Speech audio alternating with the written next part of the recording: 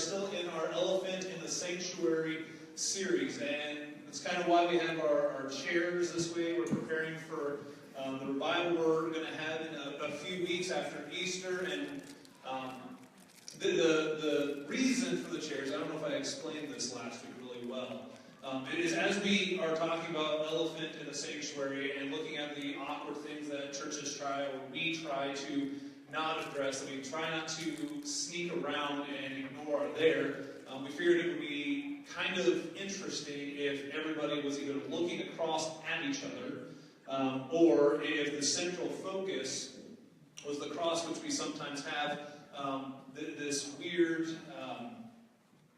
problem with.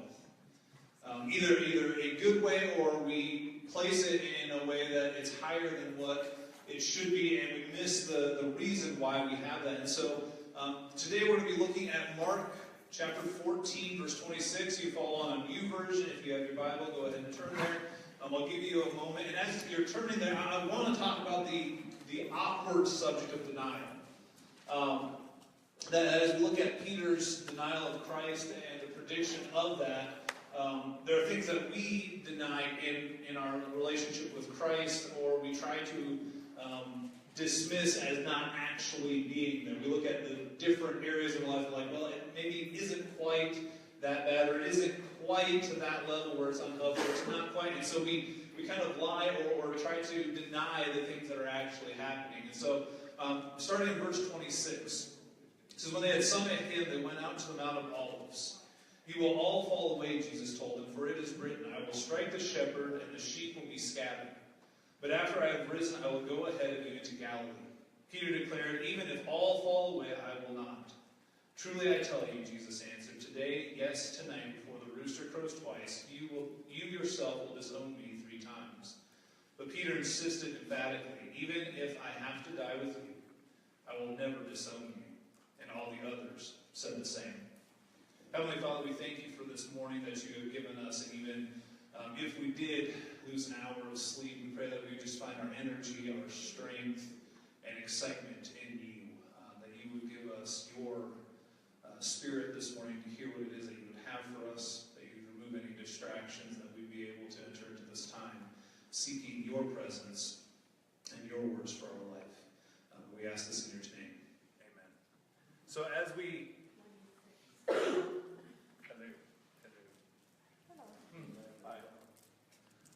Okay. I'll just speak louder, and that's fine.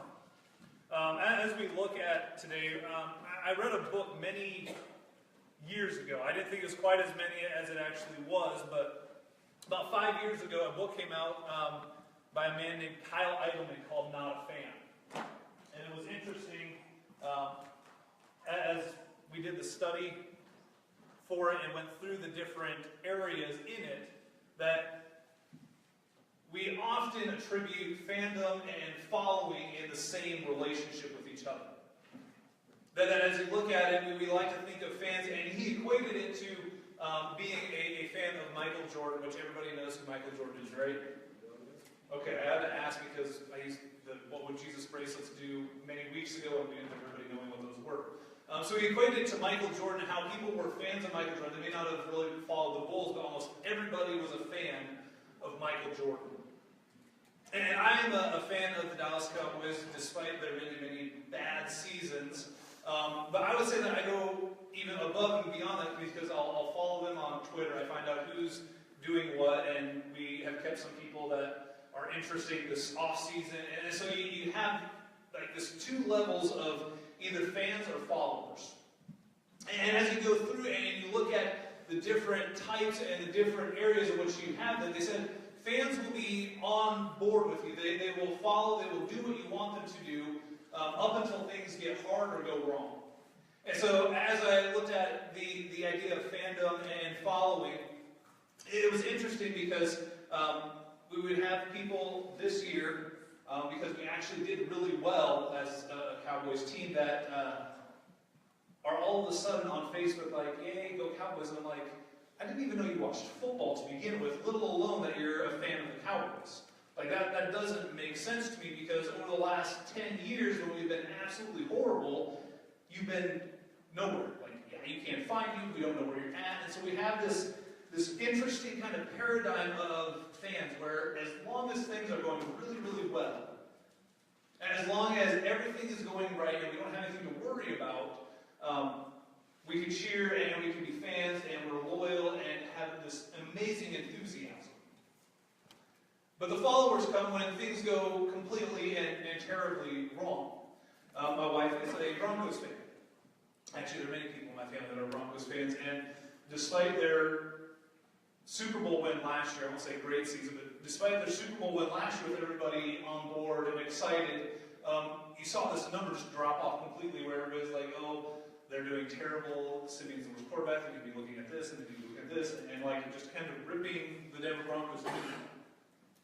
We have a gentleman in our church who's not here this morning, but I would say he takes the follower aspect of sports to another level in his attire and cheering for the Seahawks, which I understand living in the Northwest, you kind of have to, but it just never will happen for me. But I mean, you could ask him what's going on today and who they traded and did what, and he could tell you the statistics for the college player and like it's like my head hurts. I don't follow that much. And we see that here in the story with Peter, that Peter and the disciples at this point are very much fans. They're not followers of Christ in the sense that Kyle Idleman was talking about. And I think for the most part, he's fairly accurate. While they were following him and spending every day for the last 3 years with him, they were doing so with the understanding and the pretense in mind that the kingdom is going to come. He's going to establish it. We're going to have this great kind of cushy life that we're arguing over who's going to sit at his right hand because the kingdom's coming and we don't have anything to worry about. We got in at the ground level. There's only 12 of us vying for this position, and so surely it's going to be easier for us to kind of sneak into that area. And so they're looking at this, and he's saying, you know, there's going to be a time where I'm going to die, I'm going to be dismissed from you, you're going to all scatter and leave. And every one of them says, no, this isn't going to happen. Even if I have to die, this isn't going to happen. And here's where that fan mentality comes in, because if you look at it, every single one of them scattered. When Jesus is arrested in Gethsemane, nobody sticks around, nobody bands together, they all scatter. Peter's kind of singled out here in the fact that he's the only one that had the boldness to say, no, if all of this happens, I will actually stay here. I will remain with you. I'm going to fight this tooth and nail. And we find out that he doesn't. And so I think there are senses of denial within ourselves that if we are truly and brutally honest and we're going through the season of Lent and giving up something that is distracting us, that is keeping us from our full potential of our relationship with Christ, and we're replacing it, hopefully, with a practice or a discipline or something that is supposed to help deepen our relationship. And so as we're going through and looking at the season of Lent, and either removing something from us that is unhealthy or adding something that will be more positive and help us grow deeper in our relationship, I was going through kind of my season of what it was that I was going to focus on removing. And I had a few things that I was trying to go between and look at, and one of them were video games on my phone. I like video games. I use them in my downtime or boredom time, or when I'm just sitting there trying to stay awake at nights and find something to do. And so I did kind of this experiment because it's like, well, I had two things that I could go through, and both of them seem like they take up a decent chunk of my time. And so I tried to go a day without one, and I tried to go a day without another. And video games was a lot easier to go without. It was odd that I was like, yeah, I really could care less. If I could play them, great. If not, oh well. But as I started looking at it and trying to think about things through and getting to our week of denial, I think there are those aspects that we try to deny in ourselves that we're saying, well, it really isn't that big of an issue. And as I was preparing and looking at it and going through the time, it's like, okay, well, then I could be reading my Bible more, I could be praying more, I could be seeking God's guidance more, and And so, yeah, it probably would have been a good thing, but I tried to reason and justify the way that I was behaving and living and acting based on my own understanding what was good and bad. That while it may not be bad in and of itself, there are probably things that I could have replaced it with better, but I had this kind of sense of denial, like, it isn't really that bad of a problem. I really am not treating God any differently if I play this or if I don't. And so I think we all have these little moments of denial. And I think the problem is our biggest one, and the one that I want to focus on the most, is how we behave inside and outside of the church. Something that we may not like to talk about a lot is if somebody were to come in and see us in church, would they be like, oh yeah, that makes sense. I've been there, I've seen them out in public and how they behave and everything else. That makes sense that they'd be in a church service. One of the biggest complaints that you see either on the news or when you talk to people about Christians is the way that they act on Sunday mornings is drastically different than how they act throughout the week. There's a YouTube or a Facebook video of a guy trying to find a parking spot at a mega church. And it was funny as he watched it because he's on his way to a church service. This was completely made up. He was doing it intentionally. And so as he's going, he's finding all of these really bad things that Christians complain about to themselves as he's trying to find a parking spot for his worship service. And he sees like a Lexus parked in one spot, and his comment is, well, I know where your treasure is, and it's not in heaven. And he finds another one, and it's like, oh, I know you're not handicapped. You don't need that spot. And so he's going through and picking out different things that people were doing, but he wasn't willing to look at himself. So how we act outside of the church, or even in the church parking lot, was drastically different than how he probably would behave inside. And while that may be a major issue as far as how we treat and behave with Jesus, there is an element where we won't act the same. Where how we act inside of our worship services when we come together as the body of Christ is going to be different than how we act in public. We enter into this place, this sanctuary, to be able to let down any kind of hurt or guard or anything that's going on that we need to be able to enter into a place where God's able to heal us through and through.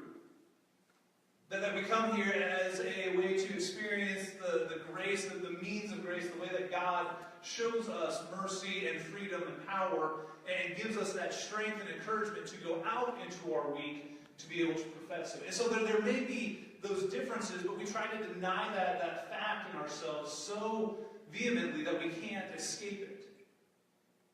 That we fight the idea that we don't act different inside of our churches as we do in public, so much so that becomes our soul-consuming focus. That when we hear people say, well, I know that person goes to church and the way they act, and so we try to focus in on that one phrase or that one idea. And you look at how the disciples acted in this story and how they all scattered. When they were together, everything was great. When they were together, they had this power and this understanding that they were going to be able to overcome the gates of hell, that nothing was going to be able to stand against them. That they had their leader in front of them leading the charge, and that they were going to be able to overcome whatever it was that was placed against them. And so as we look at this, you can tell that even from the disciples' perspective, that they acted differently when they were together, when they were gathered, worshiping and celebrating with one another, as they did when they were disbanded. If you jump ahead and you go into Acts and the New Testament and the rest of the Pauline epistles and everything, you see that they went out in groups. That in all of Paul's missionary journeys, he had somebody accompanying him, whether it was Barnabas or Timothy, and you name it, you can see that there are groups of them. When we look at Peter and we focus on him, we see that there was this shift in his demeanor, that he no longer had this sense of denial, but he was able to own his relationship and able to move forward and took people with him as a source of power and accountability. And so we look at this fact of denial. This fact that we try to say, well, that really isn't the case, instead of focusing on what truly matters. And here's something that I don't know how many of us have caught before, and I want to go ahead and throw it up on the screen if we can. In verse 27, it says, "You will all fall away," Jesus told them. "For it is written that I will strike the shepherd, and the sheep will be scattered." Go ahead and keep that up there. This is what all 12 of them chose to focus on. This one verse, this one statement that Christ has made. If you go through all 4 of the gospel accounts, Matthew and Mark are really close.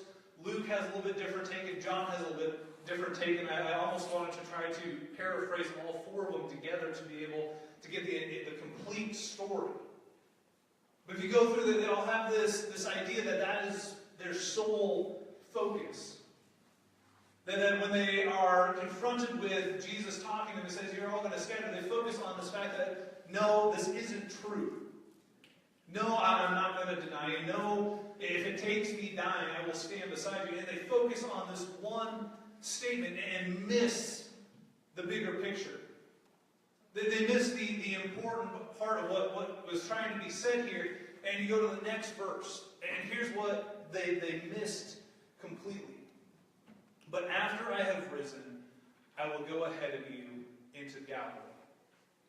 So they're standing or getting ready to leave, go to Gethsemane. They have sung their closing hymn that it would be kind of somewhat traditional for them to sing as closing a group meeting or a meal, or it was more like a prayer that would be sung. And so as they're closing and getting ready to leave, Christ is trying to inform them, "Hey, I'm going to be taken tonight, and you're all going to flee." He's not saying that it's necessarily going to be a bad thing. He's saying it's written, it's prophesied. This is going to happen. But here's the silver lining of this. Here's the part that I want you to focus on, is when I am risen. When I have gone through everything I have to, all the pain, the suffering, the trial, the death, when I am risen, I'm going to Galilee. And that's where I'm going to meet you. We focus so much on the things that we're trying to say we don't deny. We're trying to focus so much on the fact that, well, no, how I act in the church and outside are the same. And so if you try to say that, I'm going to deny that fact because it isn't true. Well, when reality sets in, it is. There are 2 different levels of how we behave when we're gathered with the body of Christ. When we go out, we shift modes into evangelism and showing what God has done for us and proclaiming His goodness. And inside, we worship. We come together and we encourage and we build up the body. But we focus so much on the negativity and the bad side of things that are said that we miss the good things that God is trying to tell us. That if you look at this, He wasn't saying that it's bad. He's saying this is a fact. That this will happen. It'd be like us focusing on the fact that Jesus said, just because they have persecuted me, expect persecution. This is a fact. It isn't bad. It isn't going to be pleasant going through that, having the world and everyone hate us for what we believe in, but it's the fact. And we don't focus on that. We focus on what God has called us to do and the fact that He has promised a comforter and one that will go before us. That because He is already risen, He is going ahead of us and preparing everything that is already done. I look at this and you have to just kind of wonder what would have happened if that would have been their focus, that if they would have understood that, yeah, this is going to stink and not be pleasant, because He told them this multiple times. Most of the time they never caught it, they didn't understand it, and He knew they wouldn't. But He says, this is going to happen, and so prepare yourself, because the good is coming. And we spent a lot of time last night looking at the different elements, and so I pulled up on my phone just the top news stories. I didn't read any of them, I just kind of looked at the headlines that were on my phone, able to find within 30 seconds. And 4 out of the 5 news stories were something of complete negativity and the world is going to hell in a handbasket type mentality. Everything in our culture and everything that we deal with focuses in on the negativity, and so we're automatically conditioned into this mentality that that's where our focus goes. We don't like to try to think of how God is going to work this out because it's not our first thought. But as we look at Lent and as we look at the issues that hide themselves within the church, the things that we really don't want to address, and the things that do get elevated, or the things that do take the place of God in our relationship, we don't want to focus on those because those are the bad things, but we don't realize that, yeah, because they're bad, we can be able to give those up. Here's the thing that I believe Peter and the disciples are missing, and that we can miss very easily if we're not careful, is understanding that God has already gone before us. That He's already gone ahead of us, preparing the way, that He's already conquered sin and death in the grave, that we don't have to worry about the things that happen in this life because of what's to come. That He's already gone ahead of us and prepared a place for us. That when we come to those trials and those issues in this life, we can understand that He's already gone through it and provided the comfort of the Holy Spirit to be able to live in and through us and empower us to be able to live in that. If you go back, and in our discipleship class at the very beginning of it, we started reading Acts. And you look at Peter's demeanor here, it is very defensive, and I'm not going to do this, I'm not going to do this, and you look at where he's at in Acts. And there's this complete shift in who he is. He has this boldness now that he's been equipped with the Holy Spirit and understanding that God is going before them. Well, one of my favorite things that Peter says in Acts is when he's talking to the disabled man on the way to the temple. He says, "Gold and silver I have not, but what I do have, in the name of the Lord Jesus Christ, be healed and walk." He understood that there were things that are already in place, that are done, moving ahead and going before him, that he doesn't have to worry about. He can see the negativity in the situations and understand that he has someone greater that can overcome that. The thing that we focus on too often are the things that limit us. We would focus on the negative things when we hear people say, well, they don't act the same way. They don't live like they should. They focus on this too much instead of, and I have a feeling that if we were to go through and poll everyone, that we could find a pretty long list of things that they've heard, well, Christians really shouldn't be Christians. They don't live like Christians, and here is why. And we could list all the things that they believe Christians do that are negative and not Christ honoring. And we can look at those and we can focus on those and we can understand, yeah, while those may be true in some situations, in some cases, and yeah, we may agree with that, we have someone that has already overcome that. That though those may be true, we have someone that has offered us forgiveness and grace, and that we no longer have to worry about being a slave to sin and death. And so here's my question. Here is the prayer that I have for us this morning as we're looking at this.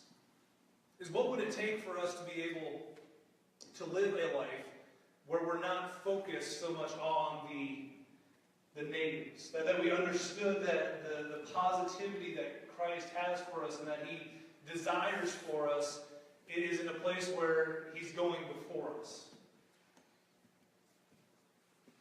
I had many arguments with my brothers over the concept of time. I like to think about really random and weird things. And so one of the issues that we constantly debate is this idea of time.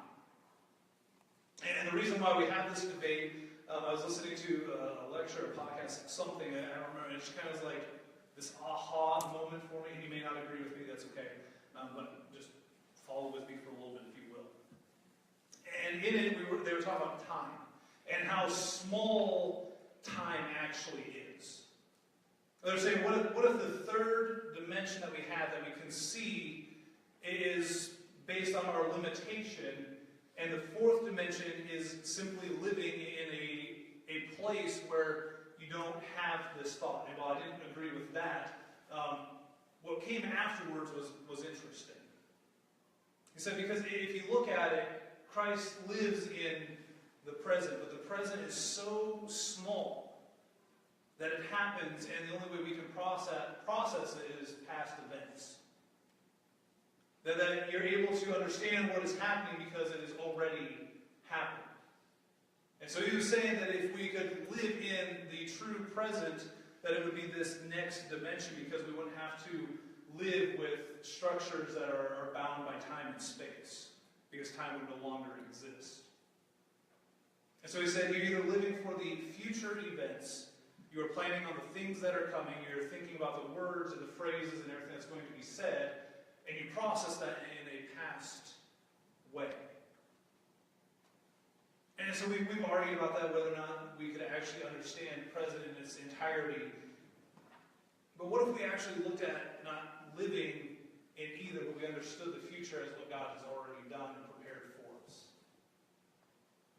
And looking at the sense of denial, I think of all the times that we look at past events and we try to hold on to those and cling on to those and say, yeah, we've forgiven that person, yeah, we've let that go, but they're still there. Instead of understanding that everything that God has done, He has prepared to harvest for us, that if we go and plan a future to serve Him, we'd be able to see something different. We'd be able to have a boldness to be able to go out into our community and reach those for Him. And so I want us to have that as our reflection this morning, and as we continue through our Lent season, and as we continue to go out into our community. Where do we focus our attention on? Do we focus our attention on the things that we're trying to deny, that we say didn't happen or aren't there, or the past things that keep us held back? Or do we take a new approach and focus on the part where it says, this will happen, but I have risen and overcome it, so live in this hope? Do we live for the things that God has provided for us and plan for our future, rather than things that we hear and focus on in our past? Are we going to live in the things that people have said about the church, about us, about trying to prove something that we don't have to prove? Or will we follow Him in every step of the way, knowing that He has already gone ahead of us to prepare every good work? So I'm going to pray for us, and if you would, go ahead and stand with us as we close in prayer. Heavenly Father, we thank you for this time and this opportunity that you've given us together. And Lord, as we kind of focus on the things that we have elevated, or the things that have taken your place in our lives, we pray that you remove our element of denial. That we be able to accept the things that we've either said or done, or the way that we live, but we would also understand that there's forgiveness for those things. They've already gone before us and suffered death and the consequences of our sin to give us freedom to live with a future firmly rooted and planted in you. That if we keep our eyes fixed on you and moving towards you, that we won't be able to see the things of the past and focus on them. That we live knowing that you've already overcome every obstacle and every hurdle that will come our way. So we pray that that would be our prayer this week. That as we continue to focus on the removal of elements that are distracting us from you, that we'd also focus on the fact that you've gone before us, preparing every good work. So Father, we pray that you would speak to us, that your Holy Spirit would convict us of the things that we need to remove, the things that we're trying